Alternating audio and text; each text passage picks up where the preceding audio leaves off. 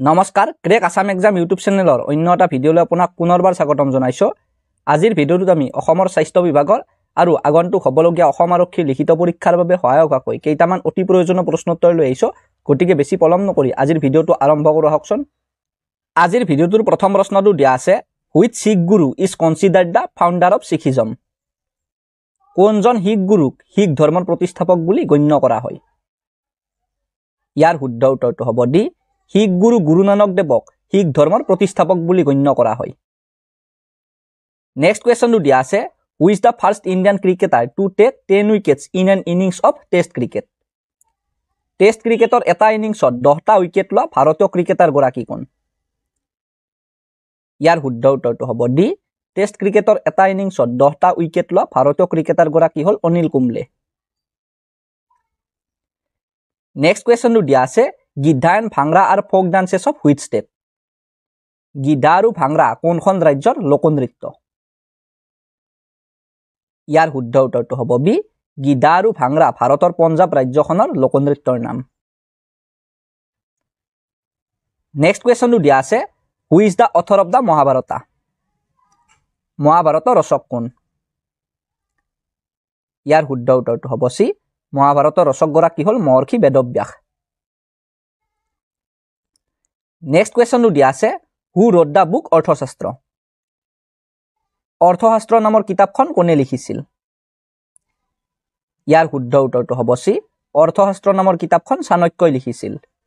ভিডিঅ'টোত আগলৈ যোৱাৰ আগতে আপোনালোকে যদি আমাৰ চেনেলৰ তৰফৰ পৰা প্ৰস্তুত কৰা ৮,০০০তকৈও অধিক প্ৰশ্নোত্তৰ থকা এই PDF ইবুকখন ডাউনলোড কৰা নাই, তেন্তে এই ইবুকখন ডাউনলোড কৰি ল'ব পাৰে। কাৰণ ইতিমধ্যে হৈ যোৱা ADRE পৰীক্ষাত এই ইবুকখনৰ পৰা ভালেখিনি প্ৰশ্ন কমন হোৱা দেখা পোৱা গৈছে। গতিকে যদিহে আপুনি স্বাস্থ্য বিভাগৰ নাইবা অসম আৰক্ষীৰ পৰীক্ষা দিম বুলি ভাবি আছে, তেন্তে অতি কম মূল্য পে' কৰি আপুনি এই ইবুকখন ডাউনলোড কৰি ল'ব পাৰে। ধন্যবাদ। নেক্সট কুৱেশ্যনটো দিয়া আছে, what was another name of Chanakya? চাণক্যৰ আন এটা নাম কি আছিল? ইয়াৰ শুদ্ধ উত্তৰটো হ'ব এ, চাণক্যৰ আন এটা নাম আছিল কৌটিল্য। নেক্সট কুৱেশ্যনটো দিয়া আছে, which city is called the light of the east? কোনখন চহৰক পূবৰ পোহৰ বুলি কোৱা হয়? ইয়াত দিয়া থকা অপশ্যন 4টাৰ ভিতৰত শুদ্ধ উত্তৰটো হ'ব বি, তলত দিয়া থকা গুৱাহাটী চহৰখনক পূবৰ পোহৰ বুলি কোৱা হয়। নেক্সট কুৱেশ্যনটো দিয়া আছে, in which year was crude oil drilled for the first time in Assam? কোন চনত অসমত প্ৰথমবাৰৰ বাবে খাৰুৱা তেল খনন কৰা হৈছিল? ইয়াৰ শুদ্ধ উত্তৰটো হ'ব বি, 1889 চনত অসমত প্ৰথমবাৰৰ বাবে খাৰুৱা তেল খনন কৰা হৈছিল। নেক্সট কুৱেশ্যনটো দিয়া আছে, which singer is known as the bard of Brahmaputra? কোনজন গায়কক ব্ৰহ্মপুত্ৰৰ বাৰ্ড বুলি জনা যায়? ইয়াৰ শুদ্ধ উত্তৰটো হ'ব এ, ডক্টৰ ভূপেন হাজৰিকাদেৱক ব্ৰহ্মপুত্ৰৰ বাৰ্ড বুলি জনা যায়। নেক্সট কুৱেশ্যনটো দিয়া আছে, the Dhola Sadiya bridge is built on which river? Dhola Sadiya দলংখন কোনখন নদীত নিৰ্মাণ কৰা হৈছে? ইয়াৰ শুদ্ধ উত্তৰটো হ'ব বি, ধলা শদিয়া দলংখন লোহিত নদীৰ ওপৰত নিৰ্মাণ কৰা হৈছে। নেক্সট কুৱেশ্যনটো দিয়া আছে, Siphung is a traditional musical instrument of which community? Siphung কোন সম্প্ৰদায়ৰ লোকৰ এটা পৰম্পৰাগত বাদ্যযন্ত্ৰ? ইয়াৰ শুদ্ধ উত্তৰটো হ'ব এ, চিফুং বড়ো সম্প্ৰদায়ৰ লোকৰ এটা পৰম্পৰাগত বাদ্যযন্ত্ৰ। নেক্সট কুৱেশ্যনটো দিয়া আছে, who was the first editor of the Jonaki magazine? Jonaki কাকতৰ প্ৰথম সম্পাদক কোন আছিল? ইয়াৰ শুদ্ধ উত্তৰটো হ'ব চি, জোনাকী কাকতৰ প্ৰথমগৰাকী সম্পাদক আছিল চন্দ্ৰকুমাৰ আগৰৱালা। নেক্সট কুৱেশ্যনটো দিয়া আছে, the Loktak lake, the largest fresh water lake in north east India is situated in which state? উত্তৰ পূব ভাৰতৰ সৰ্ববৃহৎ মিঠা পানীৰ হ্ৰদ লোকটক হ্ৰদ কোনখন ৰাজ্যত অৱস্থিত? ইয়াৰ শুদ্ধ উত্তৰটো হ'ব এ, উত্তৰ পূব ভাৰতৰ সৰ্ববৃহৎ মিঠা পানীৰ হ্ৰদ লোকটক হ্ৰদ ভাৰতৰ মণিপুৰ ৰাজ্যখনত অৱস্থিত। নেক্সট কুৱেশ্যনটো দিয়া আছে, what is the name of the only floating national park in the world? বিশ্বৰ একমাত্ৰ ভাসমান ৰাষ্ট্ৰীয় উদ্যানখনৰ নাম কি? ইয়াৰ শুদ্ধ উত্তৰটো হ'ব এ, বিশ্বৰ একমাত্ৰ ভাসমান ৰাষ্ট্ৰীয় উদ্যানখনৰ নাম হ'ল কেইবুল লামজাও ৰাষ্ট্ৰীয় উদ্যান। নেক্সট কুৱেশ্যনটো দিয়া আছে, Keibul Lamjao national park is located in which Indian state Keibul Lamjao ৰাষ্ট্ৰীয় উদ্যানখন ভাৰতৰ কোনখন ৰাজ্যত অৱস্থিত ইয়াৰ শুদ্ধ উত্তৰটো হ'ব বি কেইবুল লামজাও ৰাষ্ট্ৰীয় উদ্যানখন ভাৰতৰ মণিপুৰ ৰাজ্যখনৰ লোকটক হ্ৰদত অৱস্থিত নেক্সট কুৱেশ্যনটো দিয়া আছে which state of India is known as the land of the five rivers ভাৰতৰ কোনখন ৰাজ্যক পঞ্চ নদীৰ ভূমি বুলি জনা যায় ইয়াৰ শুদ্ধ উত্তৰটো হ'ব এ ভাৰতৰ পঞ্জাৱ ৰাজ্যখনক পঞ্চ নদীৰ ভূমি বুলি জনা যায়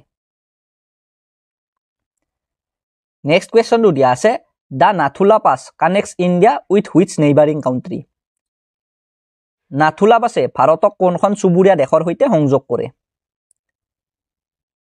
ইয়াৰ শুদ্ধ উত্তৰটো হ'ব চি নাথুলা পাছে ভাৰতক চীন দেশখনৰ সৈতে সংযোগ কৰে নেক্সট কুৱেশ্যনটো দিয়া আছে which state in India has the highest লিটাৰেচি rate ভাৰতৰ কোনখন ৰাজ্যত সাক্ষৰতাৰ হাৰ সৰ্বাধিক ইয়াৰ শুদ্ধ উত্তৰটো হ'ব এ ভাৰতৰ কেৰালা ৰাজ্যখনত সাক্ষৰতাৰ হাৰ সৰ্বাধিক নেক্সট কুৱেশ্যনটো দিয়া আছে Dandeli wildlife sanctuary is located in which state of India Dandeli বন্যপ্ৰাণী অভয়াৰণ্য ভাৰতৰ কোনখন ৰাজ্যত অৱস্থিত ইয়াৰ শুদ্ধ উত্তৰটো হ'ব এ দাণ্ডেলি বন্যপ্ৰাণী অভয়াৰণ্যখন ভাৰতৰ কৰ্ণাটক ৰাজ্যখনত অৱস্থিত নেক্সট কুৱেশ্যনটো দিয়া আছে the Siachen glacier is located in which mountain range Siachen হিমবাহ কোনখন পৰ্বতমালাত অৱস্থিত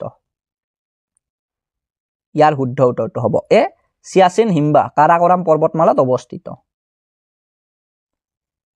নেক্সট কুৱেশ্যনটো দিয়া আছে the Nanda Devi national park is situated in which Indian state Nanda Devi ৰাষ্ট্ৰীয় উদ্যান ভাৰতৰ কোনখন ৰাজ্যত অৱস্থিত ইয়াৰ শুদ্ধ উত্তৰটো হ'ব এ নন্দা দেৱী ৰাষ্ট্ৰীয় উদ্যানখন ভাৰতৰ উত্তৰাখণ্ড ৰাজ্যখনত অৱস্থিত নেক্সট কুৱেশ্যনটো দিয়া আছে which state of India receives the highest rainfall during the monsoon season ভাৰতৰ কোনখন ৰাজ্যত বাৰিষা সৰ্বাধিক বৰষুণ হয় ইয়াৰ শুদ্ধ উত্তৰটো হ'ব বি ভাৰতৰ মেঘালয় ৰাজ্যখনৰ মৌচিনৰামত বাৰিষা কালত সৰ্বাধিক বৰষুণ হয় নেক্সট কুৱেশ্যনটো দিয়া আছে which called the iron man of India কাক ভাৰতৰ আইৰন মেন বুলি কোৱা হয় ইয়াৰ শুদ্ধ উত্তৰটো হ'ব বি চৰ্দাৰ বল্লভভাই পেটেল দেৱক ভাৰতৰ আইৰন মেন বুলি কোৱা হয় নেক্সট কুৱেশ্যনটো দিয়া আছে what is the name of the first Assamese play translated from Sanskrit সংস্কৃতৰ পৰা অনুবাদ কৰা প্ৰথম অসমীয়া নাটকখনৰ নাম কি ইয়াৰ শুদ্ধ উত্তৰটো হ'ব বি সংস্কৃতৰ পৰা অনুবাদ কৰা প্ৰথম অসমীয়া নাটকখনৰ নাম হ'ল শকুন্তলা আৰু এই নাটকখন সংস্কৃতৰ পৰা অসমীয়ালৈ লম্বোদৰ বৰাই অনুবাদ কৰিছিল নেক্সট কুৱেশ্যনটো দিয়া আছে Diego Garcia is the name of N island in which ocean Diego Garcia কোনখন মহাসাগৰত অৱস্থিত এটা দ্বীপৰ নাম ইয়াৰ শুদ্ধ উত্তৰটো হ'ব চি ডিয়েগো গাৰ্চিয়া ভাৰত মহাসাগৰত অৱস্থিত এটা দ্বীপৰ নাম আজিৰ ভিডিঅ'টোত এইখিনি প্ৰশ্ন আছিল যদি ভিডিঅ'টো ভাল পালে তেনেহ'লে ভিডিঅ'টো লাইক কমেণ্ট আৰু ভিডিঅ'টো শ্বেয়াৰ কৰি দিব আৰু লগতে যদি আপুনি আমাৰ ই বুকখন ডাউনলোড কৰা নাই তেনেহ'লে আমাৰ এই ই বুকখন অতি কম মূল্য পে' কৰি ডাউনলোড কৰিব পাৰে ধন্যবাদ